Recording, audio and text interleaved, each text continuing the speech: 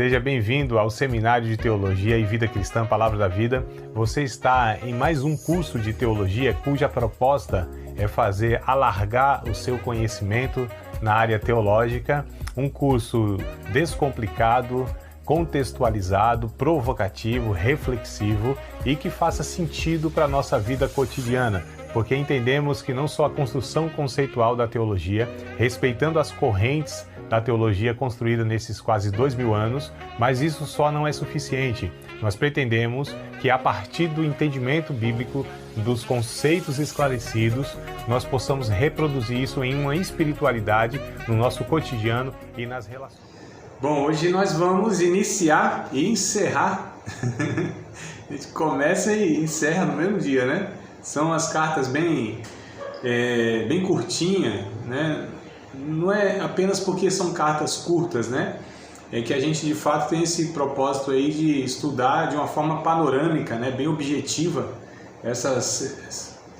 cada livro, na verdade, né? Desde o Antigo Testamento, mas esse do Novo Testamento, principalmente as cartas de Paulo, né? E principalmente essas últimas que a gente tem estudado, elas são bem objetivas, né? Temas bem específicos, embora, né, se for de fato se aplicar a um estudo aprofundado, aí a gente poderia de fato gastar outras aulas mais, né, onde você estuda a cultura, onde você vai, né, versículo a versículo, capítulo a capítulo, abordando as questões culturais, como eu disse, né, as questões geográficas, extraindo dos originais. Então é aquele estudo que a gente chama mais exaustivo, né, que não é o nosso caso. Então, o nosso caso aqui é essa vista panorâmica, e aí nos dá mais tranquilidade no sentido que a gente pega os pontos mesmo, aqueles principais, né, que o autor, no caso aqui Paulo,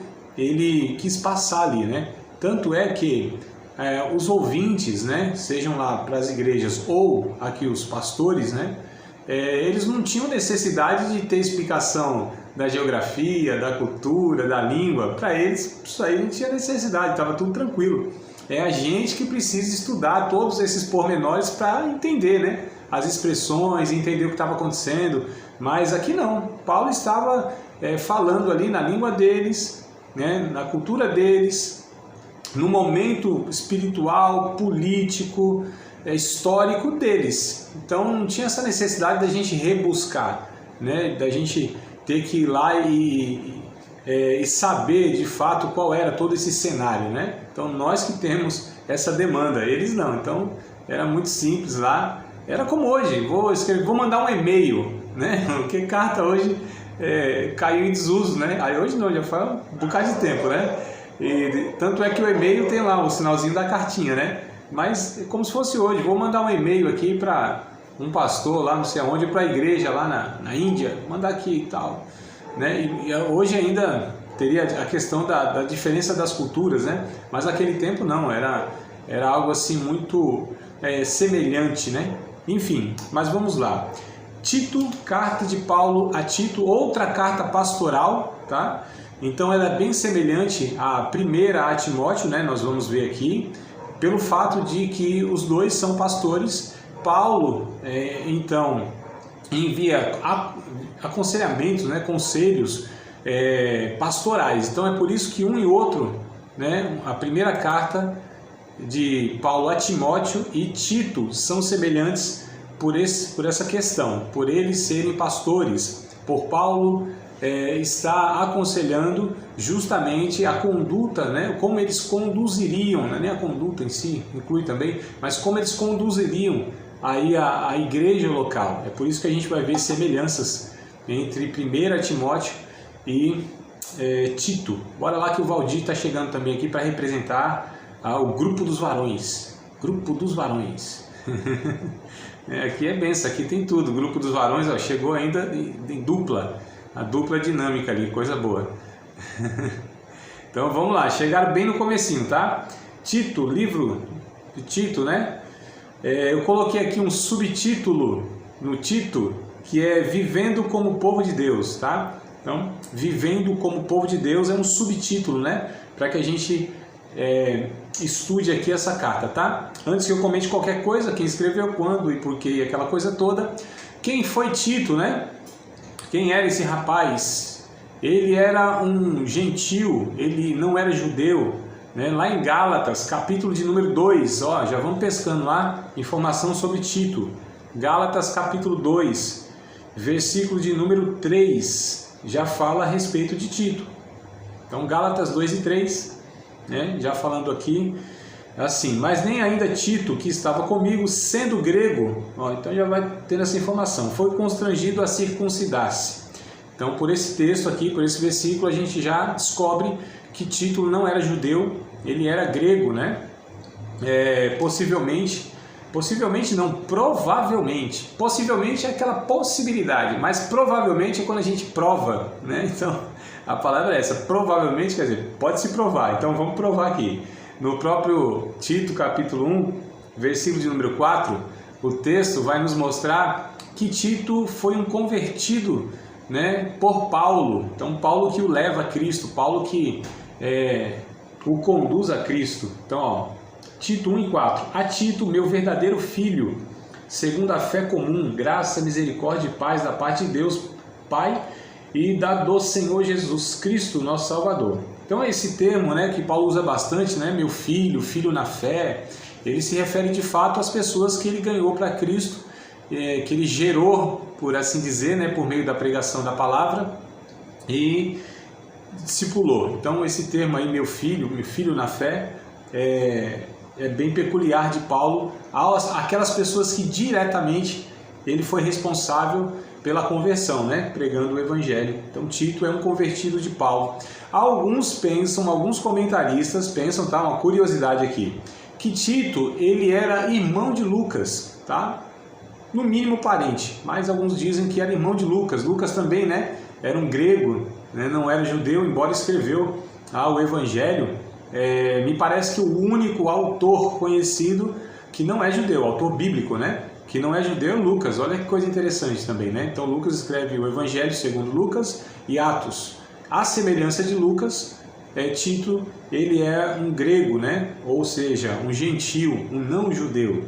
Então a gente tem essas informações a respeito de Tito, um jovem pastor, à semelhança de Timóteo também, como a gente falou, né? Um jovem pastor que Paulo ganha, discipula, né? E assim o leva, por assim dizer, ao exercício pastoral, tinha uma vocação pastoral. Então é bem interessante o papel do apóstolo, né? Como a gente vê até para os nossos dias de hoje, porque se fala tanto de apóstolos, as pessoas usam tanto tá em moda, né? Já está um tempinho aí em moda esse negócio de apóstolo, aqueles que contentavam-se com o título de pastor, já parece que não eram mais suficiente, né? Parece que era algo assim, tinha que ter um negócio a mais, né? Uma vaidadezinha a mais. Aí foram assumindo os títulos de apóstolo, que não tem nada a ver com um pastor.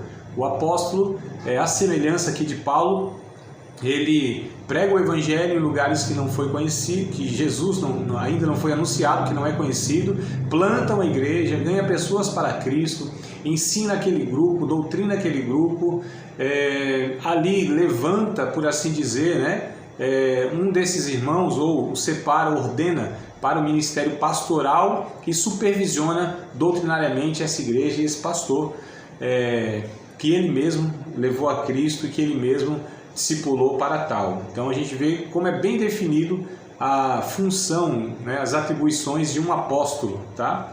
Então é isso que aconteceu aqui. Bora lá. Quem escreve essa carta, já entreguei faz tempo, que é o apóstolo Paulo, né? Ele que escreveu. Onde ele escreveu? Na ilha de Creta. Isso está no texto, inclusive, daqui a pouco a gente vai ver no verso 5, tá? Lá na ilha de Creta, né? É uma ilha mesmo. Quando ele escreve isso aí? Bem também partindo para o final da sua vida, hein? No ano 65, 66, né? Lembrando que ele morre no ano 67, então aí um ano antes, né? A última que ele escreve é a 2 Timóteo, que a gente estudou na semana passada, né? Então as duas últimas cartas que ele escreve são cartas pastorais, 2 Timóteo e o Tito aqui também está bem ali no finalzinho da sua vida, né? Por quê? Por qual motivo Paulo escreve essa carta? para corrigir problemas na igreja local e motivar o compromisso com a prática do bem. Então é bem interessante, a semelhança de Timóteo, como a gente falou, que ele aconselha, né, o jovem pastor Timóteo a corrigir, a conduzir a igreja. Só que aqui em Tito, além disso também, né, de pregar a doutrina sadia, aquela coisa toda, ele vai enfatizar que os irmãos lá, que Tito ensine essa igreja local a praticar as boas obras. Então algo bem peculiar, porque Paulo, me parece que ele mais combatia a questão das obras em si, né? As obras como sendo obras de justificação, né? Então ele falava muito da fé, mas não é que ele era contra as obras, pelo contrário, que ele vai ensinar. Mas que a questão era muito forte na religiosidade pagã e até no judaísmo, a questão da salvação pelas obras, meritória. Então Paulo, ele combate muito isso, né? E até parece que ele se contradiz com o Tiago, quando o Tiago fala, a fé não salva, quem salva é as obras. E aí o Paulo vai falar, não, em Romanos, né? Não, as obras não salvam, quem salva é a fé. Então, mas não é que eles estão se contradizendo, é que eles estão abordando pontos diferentes, tá certo? De uma mesma coisa, por assim dizer. Eles estão enfrentando, né? Entre aspas, inimigos diferentes, tá certo? Então, Paulo combate os chamados legalistas, né? Ou seja, aqueles que falavam que a salvação era pela obediência da lei, né? Pelas obras da lei, ou seja, era aquele que vivia esse salvar por mérito, né?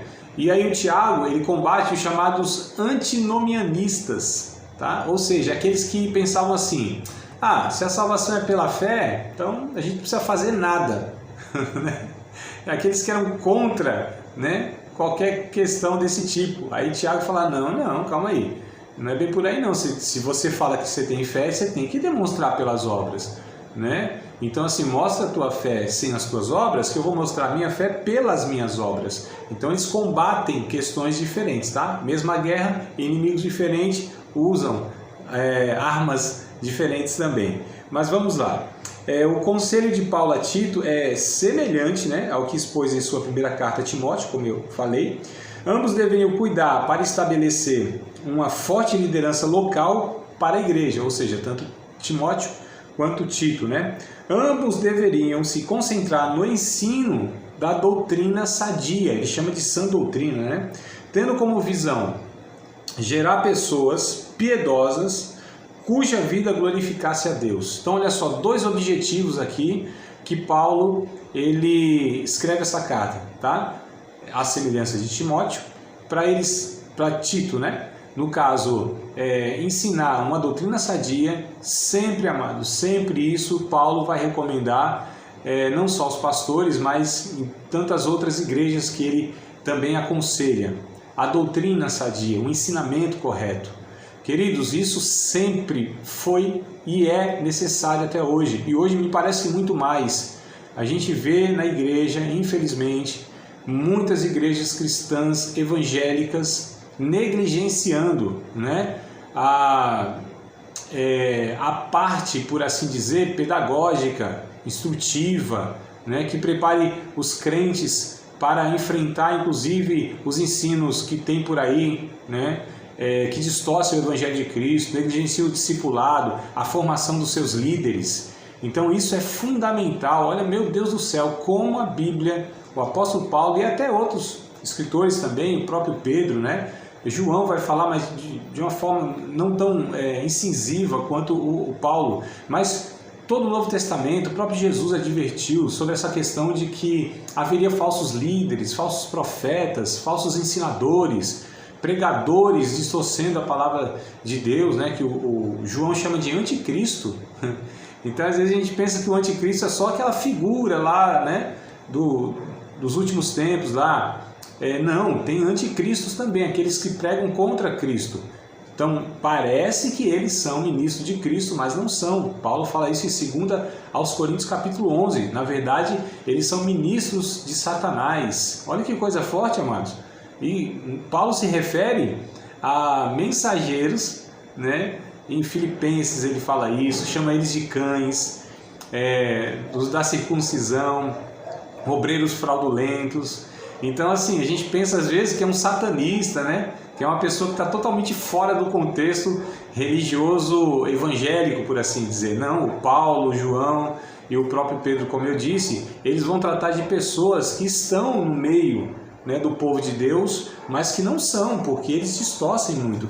Então Tito aqui é advertido por Paulo para que ele pregue, para que ele ensine, para que ele instrua, para que ele possa admoestar, né? Essa é um termo bem interessante, né? Que é advertir instruindo, né? Você não só adverte, não só alerta, mas você alerta conduzindo a verdade. Não é só a repreensão em si, né? A bronca, por assim dizer. Você ensina, você instrui. Então você fala, ó, tá errado isso aqui, não faça isso. Faça isso aqui, é por aqui. Então é a admoestação. Isso é fundamental, amados.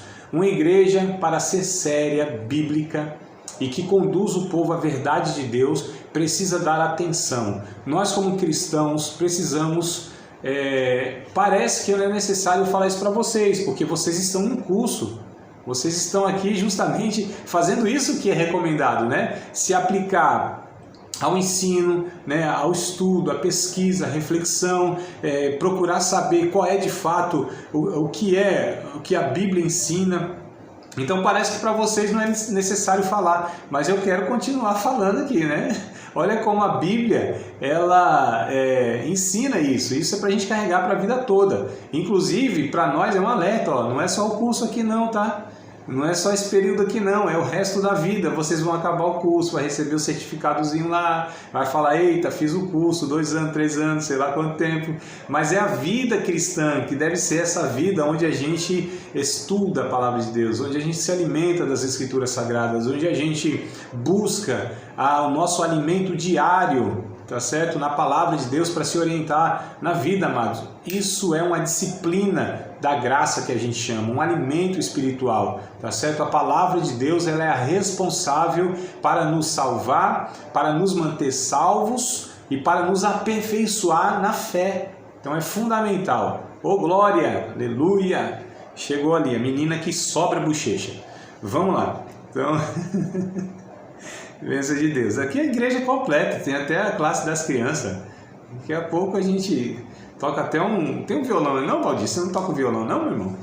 Saca do violão aí que vai naquele fundo lá na música, né? Teclado, isso, mano. Dá um jeito aí de arrumar um teclado para semana que vem. Coisa boa. Vamos lá, queridos. Ó, especialmente, né? Significativa, a carta especialmente é significativa, tá? E a ênfase de Paulo na importância das boas obras, lembra que eu falei para vocês? A serem feitas porque eles, né, que conhecem a graça de Deus, tá? Então, Paulo, ele enfatiza, a gente vai ler daqui a pouco, eu só estou dando aqui aquele panorama geral, mas nós vamos pegar os textos aqui para que a gente possa entender que é isso mesmo, tá? Vamos considerar então aqui o seguinte, amados, eu dividi aqui, deixa eu ver, em 4 partes essa carta, tá? Para que a gente estudasse aqui em 4 blocos. O primeiro é do capítulo 1, do verso 5 ao 9, tá? Então, se vocês quiserem já fazer aquelas anotações de vocês, né? Para que depois vocês tenham aí a referência, vou estudar de novo, vou estudar depois. Quem sabe daqui a um ano vai pregar essa carta e fala, eita, eu tenho uma anotação boa lá que eu fiz, né? Tá vendo, amados? Coisa boa. Então, vamos lá. O capítulo 1, do verso 5 ao 9, eu coloquei aqui esse título para nortear. Constituindo presbíteros em cada cidade, tá? Constituindo presbíteros em cada cidade. Então olha só o que diz o verso 5 ao 9.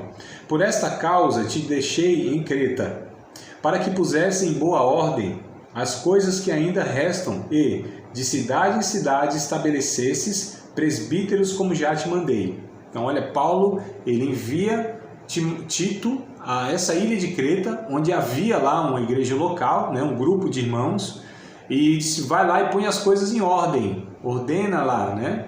Organiza as coisas e vai estabelecendo presbíteros de cidade em cidade. Então olha que coisa interessante, né? Tinha outras cidades, tinham várias comunidades. A gente precisa entender, amados, que as igrejas naquele tempo se formavam por grupos de pessoas, pequenos grupos de pessoas, né? Geralmente nas casas, na casa de alguém.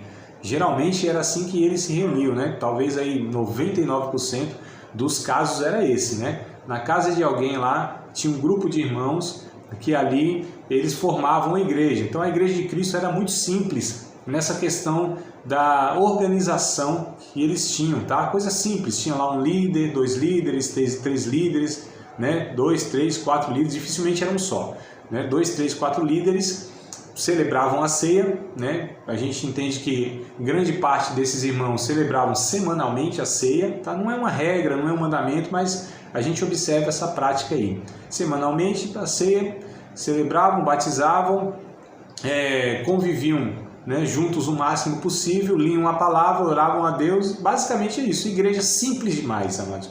Hoje que está uma sofisticação enorme, né?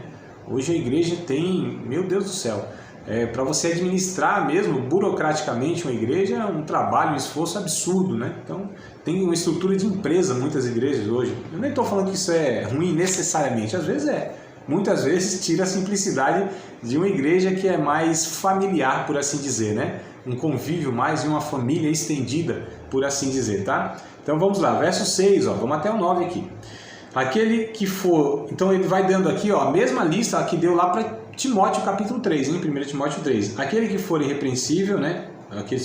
Para separar os presbíteros, marido de uma mulher, que tenha filhos fiéis, que não possam ser acusados de dissolução, né, vida desregrada, nem são desobedientes. Porque convém que o bispo, olha como ele intercala, a gente chama de termo intercambiável, né? Chamou de presbítero, agora no mesmo texto está chamando de bispo. Vocês lembram, né, daquele ensinamento que a gente teve? Então assim, bispo, presbítero, pastor e ancião, biblicamente se refere à mesma pessoa, amados. Tá? Isso aí eu acho que nós falamos em outros cursos, nesse mesmo, em várias, né, ocasiões. Eu acho que já mesmo, tranquilo, me ajudem aí, porque isso aí eu já falei tantas vezes para tanta gente que eu não lembro exatamente, mas acho que para vocês a gente já discutiu isso, né? Já, amados? Sim? Tranquilo? Então vamos lá. Então olha só para a gente ver no texto aqui. Porque convém que o bispo seja irrepreensível, como despenseiro da casa de Deus, não soberbo, não iracundo, né? Pessoa irada, nem dado ao vinho que se embriague, né?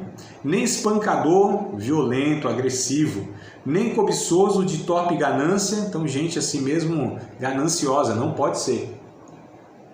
Verso 8. Mas, então ele falou das coisas negativas, né? Que não pode ser, não pode ter.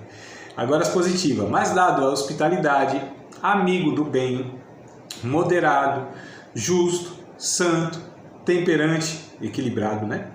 Retendo firme a fiel palavra que é conforme a doutrina, para que seja poderoso, tanto para admoestar, olha a palavra que eu falei para vocês, como com a sã doutrina, né? Então, admoestar com a palavra de Deus, com a sã doutrina, como para convencer os contradizentes. Então, também aquele que defenda a fé, tá? Então, olha a característica aí do obreiro, né? Do presbítero, do pastor ali, tá? Então era e é vital, era e continua sendo vital para a saúde de uma congregação local ser liderada por uma equipe de líderes piedosos.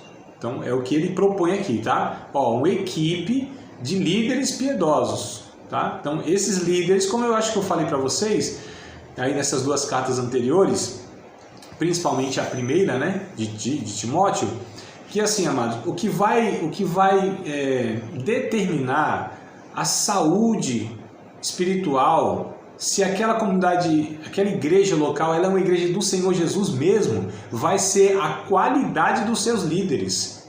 São os líderes que vão determinar, eles vão ser fundamentais, porque enquanto o povo é imaturo, né, tem lá um monte de pecado para ser trabalhado, faz parte, está no processo, tá certo?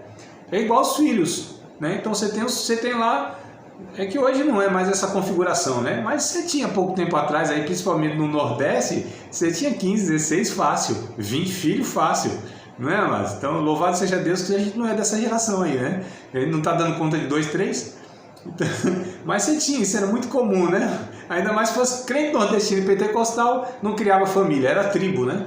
Então, é por aí.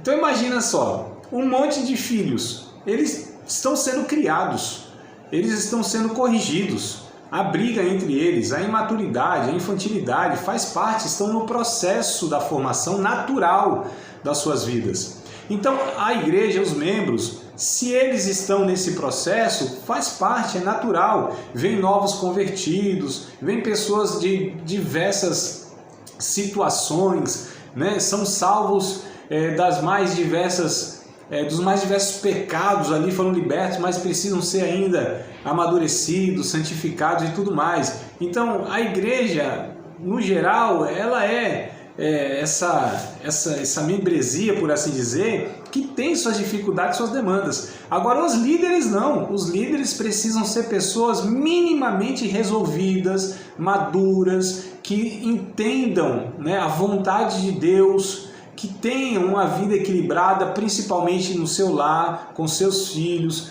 no casamento, né? Tem uma vida social de bom testemunho. Os líderes precisam ser essas pessoas. Eu não estou falando de perfeição, amados. Ninguém está exigindo, nós não devemos, né, impor sobre os líderes, pastores, uma perfeição que só em Cristo ela deve ser encontrada, tá certo? Mas minimamente precisa ter essa maturidade cristã, que é o que Paulo fala, né? Então, assim, de fato, a liderança ela é mais cobrada. A liderança ela sofre uma pressão maior, né, do que os demais. Não tem problema, é isso mesmo. O que o Tiago, no capítulo 3 da sua carta, ele diz: amados, vocês não queiram ser mestres, porque vão receber mais duro juízo das pessoas e de Deus no final das contas. Né? Então, assim, esse deseja ser o obreiro, liderança, coisa boa, excelente obra deseja, que coisa nobre. Mas olha, é necessário atender isso. Então o negócio é mais puxado, tá certo? É por isso que eu fico pensando às vezes, né? Tem gente que quer de qualquer jeito, fala, meu Deus do céu. Às vezes nem foi chamado, né? Tá se intrometendo. Porque chamado, o negócio já não é fácil. A gente é chamado para esse negócio por Deus. A coisa não é fácil, só a graça de Deus assim nos segurando. Porque senão a gente não dá conta, não aguenta mesmo. É crise atrás de crise, luta, é coisa tremenda, mas tá certo? Né? Tem hora que a gente quer desistir mesmo porque fala, não vou dar conta, Jesus, meu Deus do céu, me socorre aqui. Isso porque é o chamado, aquele que Deus vai dando os recursos. Imagina aquele que Deus não chamou, né?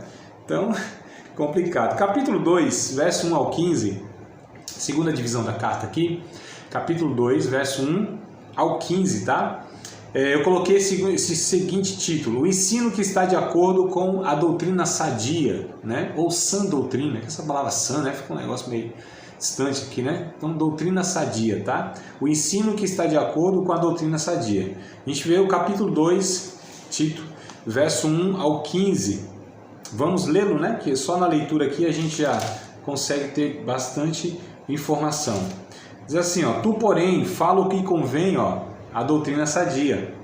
Os velhos que sejam sóbrios, graves, prudentes, sãos na fé, na caridade, na paciência. Perceba que ele vai dando orientação para o pastor, né, o Tito, para que ele ensine até mesmo os mais velhos como se comportarem. Então, olha só, amados, o Tito enfrentava a mesma dificuldade lá de Timóteo, porque eram jovens os dois, e eles tinham que ensinar pessoas muito mais velhas e experientes do que eles na vida, né? Mas eram pessoas chamadas por Deus. Então, não tem essa questão de idade, né, amados? Tanto é que a palavra presbítero, no original mesmo, no grego lá, remete a uma pessoa velha mesmo, mais velha, né? Então, presbítero, aquele que recebe honra que só aos velhos é concedida, né? Porque essa era a cultura bem forte, que os velhos eram pessoas honradas. É interessante, amados, que já em Timóteo, deixa eu ver, Timóteo, vamos voltar em Timóteo só para eu falar de um termo para vocês. Timóteo capítulo 5, me parece, primeira, tá? 1 Timóteo capítulo 5, no verso 2. Isso aqui é muito curioso, hein? Agora cuidado aí para não me entender mal, tá?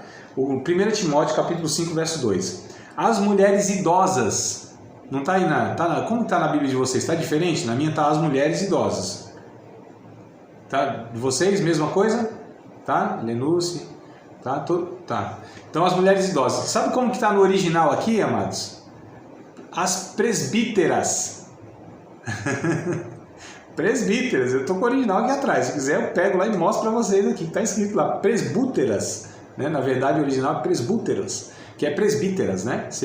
Poderia ser traduzido por presbíteras, mas não é, o Paulo não está se referindo a uma liderança feminina, não é isso, é que a palavra, né, presbítero é velho, tá? Presbítera, velha, né? As mulheres velhas, as mulheres idosas, semelhantes, tá? Só para a gente entender que a palavra, ela significa isso, pessoa velha, né?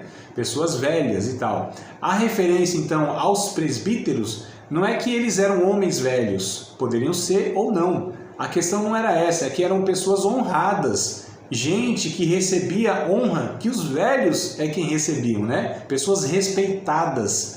Esse é o ponto. Tranquilo, amados? Ficou nenhuma confusão não, né?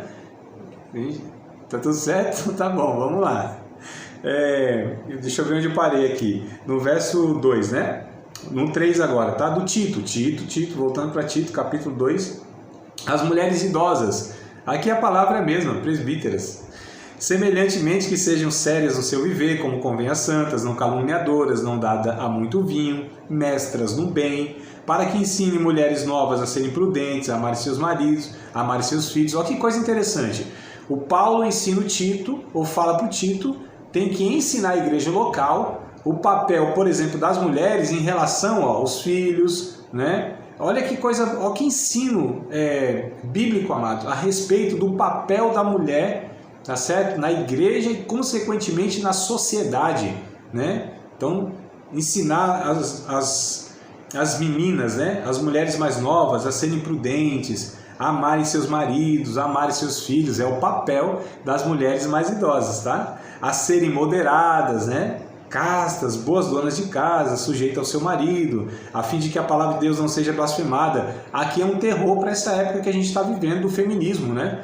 Pensam que essas coisas aqui, elas são ordem machista, e a mulher, claro que a gente precisa ter um equilíbrio, né, mas porque houve também, ainda há, né, essa ideia machista que a mulher deve se sujeitar a ponto de não ter voz, não ter vez. Não é isso que a Bíblia ensina. A Bíblia não ensina essas coisas em lugar nenhum, amados, tá? Então, quando a Bíblia fala de submissão, é que ela tem o seu papel na relação, né? O homem também é submisso à mulher. Nós já falamos isso, não falamos em Efésios? Efésios capítulo 5, tá? As irmãs têm que lembrar disso aí. É interesse de vocês lembrar disso aí, né? Que os homens também têm que ser submissos às mulheres, né? Mas qual que é a submissão lá dos homens? Cuidar da mulher, né? Em todos os sentidos, né? Prover para a mulher, proteger a mulher, guiar a mulher. Tá? Então isso é o papel, é submissão, né? Está debaixo da sua tarefa como homem. Então quando a Bíblia fala de submissão, é isso que muitas, infelizmente, igrejas também pregam, né? Uma ótica bem equivocada, bem machista mesmo, tá? Que a Bíblia não ensina, mas é a interpretação aí dos caras. Verso 6. Exorta semelhantemente aos jovens que sejam moderados, equilibrados. Em tudo te dá, por exemplo, de boas obras na doutrina, mostra incorrupção, gravidade, sinceridade, linguagem sadia, irrepreensível, para que o adversário se envergonhe, não tendo nenhum mal que dizer de nós. Exorta os servos a que se sujeitem ao seu Senhor e em tudo agradem, não contradizendo, não defraudando, antes mostrando toda boa lealdade, para que em tudo seja um ornamento da doutrina de Deus, nosso Salvador. Então, percebam como o Paulo fala para Tito ensinar a igreja a serem de fato pessoas que deem bom testemunho, gente de valor, de princípio, que sejam honestas em todas as áreas da vida, no trabalho, na relação, né, matrimonial, na família, enfim, amados. Olha que coisa boa aqui para um pastor aprender e aplicar, né, na igreja local. Precisa conduzir o povo de Deus com esses ensinamentos aqui, tá? Então, quase sempre pensamos em ensino como uma forma de transmitir informações. Exatamente que Paulo está sugerindo, recomendando ou aconselhando aqui, né? Mas em Tito capítulo 2 aqui, Paulo descreve o ensino como uma forma de incentivar um estilo de vida que se encaixa com a verdade, né, contida na palavra de Deus. Então isso aqui eu acho bem interessante, porque a gente fala assim, então ensinar isso, o pastor deve ensinar, falar, explicar. Não, faz parte isso. Mas não é isso, não é a alma do negócio, amados. O que Paulo está aqui, inclusive, né, eu acho que vocês devem ter percebido, é que não é só para Tito ensinar as mulheres, os homens, os jovens e tudo mais. É para que ele também seja, né, esse ensino pelo exemplo. Então olha que coisa boa, amados. Não é a transmissão apenas de informação. Isso é inevitável, isso faz parte, é necessário, é uma via que se usa. Mas o ensinador, ele não só ensina como teórico, ele transmite como aquele que vive, né? Então nós somos parte desse ensino, nós devemos ser parte desse ensino. Quem ensina deve minimamente viver aquilo que se ensina, minimamente, né, amados? O ensino é muito maior do que nós. Eu não dou conta de viver tudo que eu ensino, não. Né? Às vezes o aluno pergunta: eita, professor, você vive tudo isso aí que você fala? Eu falo: não, claro que não, amados. Não, eu não sou perfeito, não dá, mas eu desejo, eu quero viver isso. Eu ensino e eu busco antes de Deus. Eu falo: Jesus, eu também quero, eu estou ensinando essas coisas boas, eu quero viver isso também, eu quero desfrutar. Né? Eu não quero ser um oferante que dá a fruta para o outro, vende a fruta para o outro e ele mesmo não desfruta daquilo. Não, amados, eu também quero viver. Agora eu estou na mesma busca. O professor e o aluno estão na mesma pegada, mano, no mesmo barco.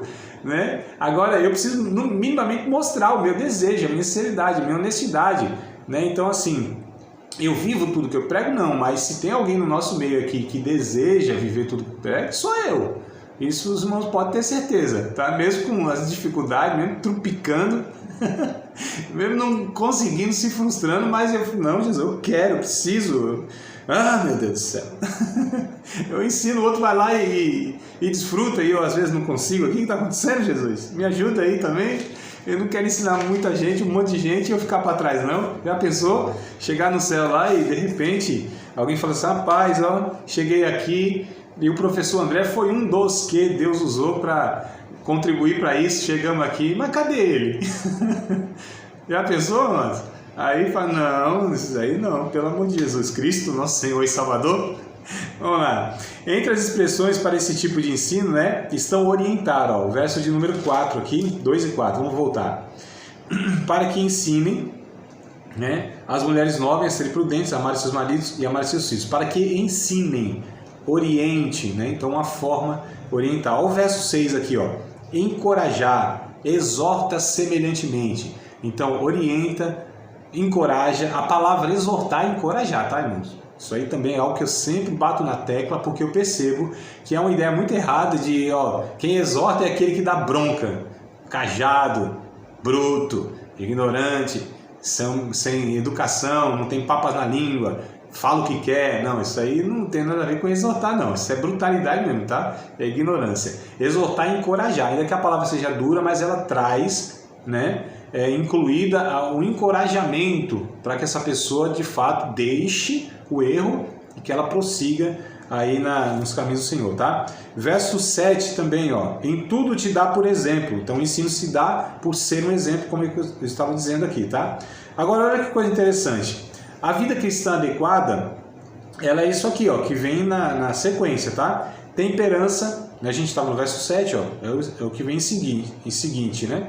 Em seguida, temperança, domínio próprio, reverência, integridade e retidão. Isso aqui é vida cristã adequada. Ele vai ensinando aqui, ó, tá? Qual é a vida reprovada? É aquela que não se deve fazer. Calúnia, né? Embriaguez, qualquer outro mal, né? Testemunho sobre o Evangelho. Então, ele vai falando, ó, isso aqui é o comportamento da vida cristã, isso aqui são as virtudes, vocês devem viver isso, vocês devem ensinar isso, e vocês não devem viver, então, essa outra parte aqui que é o mau testemunho. Então a gente percebe aqui, né, sobre a questão da importância de ter o bom testemunho nessas qualidades aqui que ele coloca, né? A confiabilidade, ó, de um cristão torna atraente o ensino sobre Deus. Amado, isso aqui é muito sério nos tempos que a gente vive hoje, é tão contemporâneo, né, esses ensinos da Bíblia. A gente fala: nossa, 2000 anos atrás, olha o que Paulo ensinava, continua valendo da mesma forma para nós hoje, porque é ensino eterno, é ensino para os discípulos de Cristo, né? Então a gente vê hoje como isso aqui é fundamental e como a falta disso né, traz os prejuízos para o reino de Deus, para o anúncio do reino de Deus. Então as pessoas não estão interessadas em ouvir muitas vezes o evangelho, porque muito mau testemunho, né, traz obstáculos, traz uma rejeição prévia do evangelho. Quem quer ouvir sobre Deus? Porque aqueles que dizem que representam Deus, às vezes são pessoas assim, às vezes as piores da sociedade, né, amados? Então, infelizmente, eu sei que não é desculpa para ninguém, né, falar a respeito de que não quero saber de Deus, mas a gente sabe que cria obstáculo, né? Então, assim, pessoas confiáveis, honestas, sinceras, gente íntegra, de bom testemunho, ser humano sensível, resolvido. Resolvido, acho que eu exagerei, né? Porque o ser humano resolvido acho que está na glória. A gente tem nossas questões, mas pessoas que são fáceis, por assim dizer, de conviver, amados. O discípulo de Cristo precisa ser assim, pessoas que sejam fáceis, não pessoas complicadas, tá certo? Tem que ser gente que expresse a natureza de Jesus, né? A gente precisa lutar pela maturidade, a gente precisa avançar. Então acho que a gente tem que ir para frente, né? Às vezes fica um desgaste, querendo saber tantas coisas, que é uma infantilidade, né? Que deveria já ter vencido. A igreja brasileira já tem um tempo aí, né? Na sociedade. Então a gente precisaria já estar discutindo coisas mais de adulto, que faz sentido, mas enfim. Vamos para o terceiro bloco aqui, tá? Que é do capítulo 2, do verso 11 ao 14, ó, enfatizando o poder moral transformador da graça. Então olha o que Paulo ensina para Tito aqui, enfatizando o poder moral transformador da graça. 11 ao 14. Porque a graça de Deus se há manifestado, trazendo salvação a todos os homens, ensinando-nos que, renunciando à impiedade e às concupiscências mundanas, né, os desejos não permitidos, vivamos nesse presente século sóbria, justa e piedosamente, né? Aguardando a bem-aventurada esperança, o aparecimento da glória do grande Deus e do nosso Senhor Jesus Cristo, o qual se deu a si mesmo por nós para nos remir de toda iniquidade e purificar para si um povo seu, zeloso e de boas obras. Olha só como ele vai chegando aqui naquilo que a gente falou, né? Povo de boas obras, gente que faz boas obras, né? Então esses versículos aqui, eles estão entre os mais poderosos do Novo Testamento, amados. Ó, 4 versículos aqui, fala, nossa, André, mais poderoso, isso não é exagero? Não, amados, porque está ensinando de fato como o discípulo de Cristo deve manifestar a graça de Deus que em sua vida foi recebida para os outros. Então, como nós mostramos que a graça de Deus ela nos transformou, que a graça de Deus é poderosa, que a graça de Deus de fato ela é a ação de Deus para transformar o ser humano num ser humano melhor, pelas boas obras, né? Vivendo dessa forma aqui que esses 4 ou 5 versículos estão ensinando aqui. 4, né? 11 ao 14 são 4 versículos. Então, por isso que a gente fala, isso aqui é um dos textos mais poderosos que a gente tem no Novo Testamento, tá? Então, é bem simples. Não tem nem muito o que comentar, e é isso aqui que eu vou deixar, né? Como reflexão aqui, bem curtinha, que nós precisamos manifestar a graça de Deus na vida das outras pessoas pelas boas obras. Ponto final, é isso. E a gente vai para o a quarta divisão aqui, tá? Que vai do capítulo 3, né? Do verso de número 3 ao 8, tá? Então vou ler com vocês, verso 3 ao 8. Capítulo 3, verso 3 ao 8. Porque também nós éramos no outro tempo. Olha o que Paulo diz, né? Porque os crentes às vezes pensam que eles esquecem, né, do passado, né, amados? A gente às vezes esquece assim que foi gente ruim, né? Muitas vezes assim violenta, enrolada, criminoso. Tem uns que foram criminosos, tem uns que passaram pela cadeia, responderam processo. Tem uns que estão lá ainda, inclusive, né? Semana que vem vou estar indo aqui no semi-aberto aqui de uma cidade aqui perto, vou visitar lá uns irmãos, tem até pastor lá, mas tô brincando não, isso é sério, né? Lá na penitenciária eu tô falando, de 15 dias nós estamos lá, em nome de Jesus, falando de Cristo e consolando os que se converteram lá, então tem crente lá também ainda. Mas a gente às vezes esquece, né? E olha como Paulo aqui é muito sóbrio, né? Ele diz, porque também nós éramos no outro tempo, insensatos, obedientes, extraviados, desviados, né? Servindo a várias concupiscências, deleites, vivendo em malícia, inveja, odioso, odiando uns aos outros. Olha o que Paulo diz, era gente. Mas quando apareceu a benignidade, a caridade de Deus, nosso Salvador, para com os homens, eu estou no verso de número 4 aqui, né? 5 agora. Não pelas obras de justiça que houvéssemos feito, mas segundo a sua misericórdia nos salvou pela lavagem da regeneração e da renovação do Espírito Santo, que abundantemente Ele derramou sobre nós por Jesus Cristo, nosso Salvador. Porque sendo justificados pela sua graça, sejamos feitos herdeiros segundo a esperança da vida eterna. Fiel é a palavra, e isto quero que verdadeiramente afirmes, para que os que creem em Deus procurem aplicar-se às boas obras.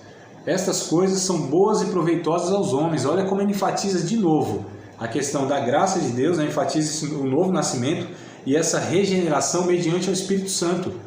E ele, né, enfatiza lá. Então, olha, cumpra as boas obras, porque isso é proveitoso, são coisas que os homens vão perceber. Então, Paulo faz Tito se lembrar de que Deus derramou seu Espírito sobre aqueles que foram justificados pela fé em Cristo, né? Ele exorta, encoraja Tito a enfatizar essa verdade, uma vez que a presença do Espírito é a base, tá, de toda a vida cristã, e aqueles que reconhecem, né, sua presença deve ter cuidado para não se dedicar à prática do bem. Aliás, deve ter cuidado para se dedicar à prática do bem, né? Em termos simples, a fé em Jesus transforma os seres humanos, e essa transformação deve ser expressa na nossa vida cotidiana, vida diária.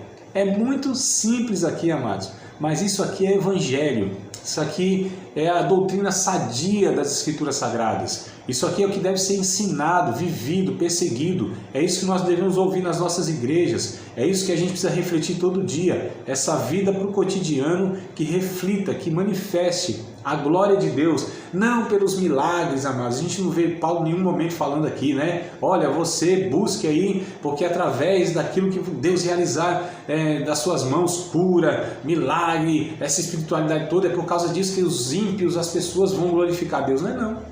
É a vida de bom testemunho, do relacionamento entre nós, na família, com os outros, no trabalho, boas obras, vida diária, honestidade, integridade, sinceridade, virtudes cristãs. São essas coisas que são, de fato, o escândalo do Evangelho na vida de um ser humano, né? Porque o ser humano sabe muito bem, o mundo sabe muito bem desde sempre, a maldade que há, a desonestidade que há, a violência, a malícia, né? A agressividade, tá certo? A maldade do ser humano que ele produz desde sempre. Isso aí sabe. Então, quando vem um ser humano que não vai nessa toada, né? Que não reflete isso, que é diferente. Então, calma aí, que povo é esse? É esse povo aqui que Deus separou pela sua graça, zeloso, né? Aqui, ó, de boas obras, um povo especial de Deus. Então é por aqui que a gente precisa estar caminhando no Evangelho. Vocês têm alguma pergunta? Participar de mais uma aula de um dos nossos cursos, Seminário de Teologia, Vida Cristã, Palavra da Vida. Espero que tenha te abençoado, não só alargado o seu conhecimento teológico, mas que tenha também atingido o teu coração para que você possa, a cada dia mais, reproduzir a vida de Deus nas suas relações cotidianas. Se você ainda não é aluno oficial de um dos nossos cursos, se inscreva aqui no contato que vai aparecer do WhatsApp, também nos siga nas redes sociais, se inscreva no nosso canal, compartilhe à vontade